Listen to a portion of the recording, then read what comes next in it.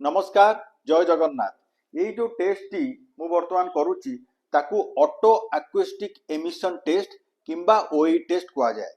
जन्मजात शिशुंकर newborn hearing screening जोटा की करा जाए, जो थिरे कि जन्म हेबार गोटे सप्ताह परे आमे क्लियरली जानी परिबा जे शिशु श्रवण शक्ति बाधित अछि जन्मरु ना साधारण भावे शुणुछि।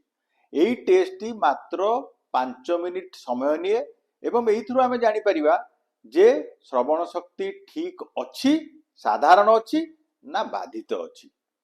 तेणु प्रत्येक जन्मजात शिशु जन्म हवा मात्रे बापा मांकर यह कर्तव्य अटे जे सेमाने ओई टेस्ट करिनेबे। आपण जदि ओई टेस्ट करने को चाहूचंती तेबे हियरिंग केयर क्लिनिक जोटा आमर भुवनेश्वर एवं कटक रे फंक्शन करुच्ची, आपण आनी पारंती आपनको शिशु को एवं निम्न रे दिया जाइथिबा नंबर को आपण कांटेक्ट करंतु अधिक ए विषय रे जानिबा पई। धन्यवाद। जय जगन्नाथ।